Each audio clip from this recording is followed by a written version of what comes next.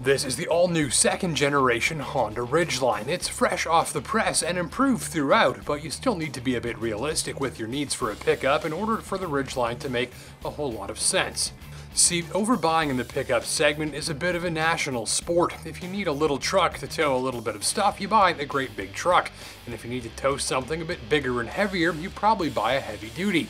I have a bunch of friends that run full-size pickups so they can tow a small boat twice a year. The rest of the time they're feeding a big V8 and taking up a whole lot of space to haul around groceries and golf clubs. Ridgeline has a V6, not a V8. It's built on a car-like unibody structure. The suspension is more crossover SUV than pickup truck, and there are no leaf springs, no solid axle, no low range. The box is relatively small and shallow. But for what many pickup drivers use their pickups for, most of the time it's sufficient. And the shopper whose priorities center more around outdoor activities, camping and adventure and fuel economy than towing capacity and payload figures, well, it's those shoppers that the Ridgeline has its sights set on. And if you're one of them, it's a pretty compelling package, mostly. The new styling is a big improvement. It's athletic and lean, like a modern-day sportier version of an El Camino or a Subaru Baja. It no longer looks like a Chevy Avalanche in a toaster oven made a baby. And beyond the looks, it's how this machine drives and functions in everyday life that really stands out. Getting in and out, simple. Slide in, tip up a little, and you're in your seat. Easy for the dog to get in and out too. He's got lots of room back here as well since the floor is flat and since these seats flip up and away to make him a little lounge area. There's a lot of room back here and it's very flexible. The Ridgeline bed and box are alive and well and still packing the same handy dual-mode tailgate and in-bed trunk, which is enormous and ideal for a variety of uses, from keeping wet and smelly gear out of sight to filling with ice and beverages. The bed trunk is illuminated, lockable, washable, and waterproof too. You get a household power outlet running 400 watts, so you can operate a TV or a tailgate smoothie blender if you like. There's even an in-bed audio system using exciters to turn the box into a gigantic speaker for tailgate parties. Even more fun, playing Lamborghini sound effects over the in-bed stereo as you drive along in traffic. Up front, typical Honda cabin, dark, simple, logical, heaps and piles of at-hand storage in the form of covered cubbies and compartments and multi-tiered door storage pockets and sliding bins in the center console.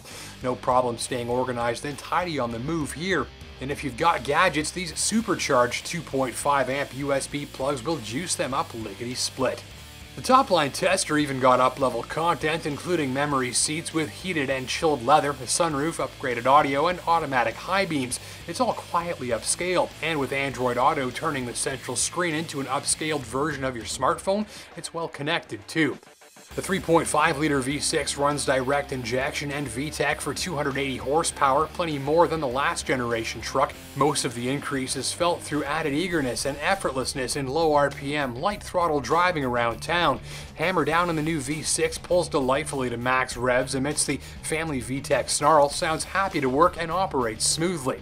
There's a 6-speed automatic and a new all-wheel drive system with this terrain selector to fine-tune the operation of various systems to the sort of driving at hand.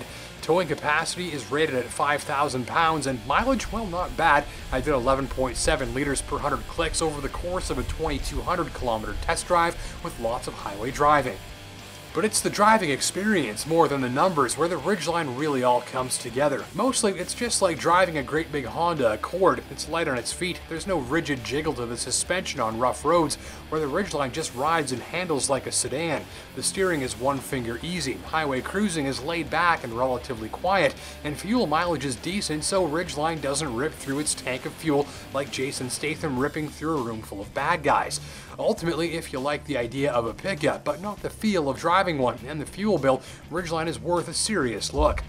Off-road driving is a mixed bag. The suspension has a surprising level of travel to it, soaking up moguls and dips without excessively throwing you around. That's the good news. On rougher stuff, though it's still mostly comfortable, you do hear from the suspension a lot more, and the feel is less durable and tough than you'll find in a bigger pickup. The Ridgeline suspension doesn't feel flimsy like it's made out of boiled lettuce, though you are trading off that feel of off-road toughness somewhat for the on-road comfort.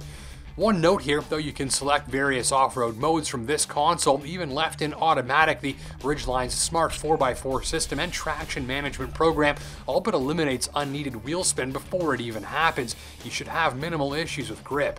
Complaints? Keeping context in mind, few present themselves. I wish the cabin was a little more exciting. The central command interface is getting old, and as smart as the all-wheel drive system is, I did wish for a button to lock the center diff ahead of driving in really slippery stuff. But it does have two problems. The first is a mentality of most pickup buyers who want the most horsepower and towing capacity and size for their money, even if the majority of the time they aren't using it. And second, the Ridgeline is fairly expensive. This tester is nicely loaded at $47,000. Now for that money, says the average pickup shopper, why wouldn't you just get the bigger, heavier duty model with the V8 and the big towing capacity?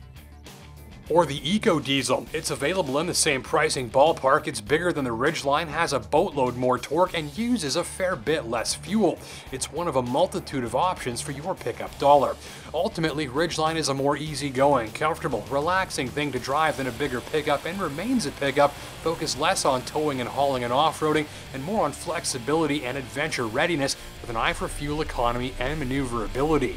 So end of the day, Ridgeline isn't for everyone, but for who it's for, it does a pretty bang-on job. Thanks for watching.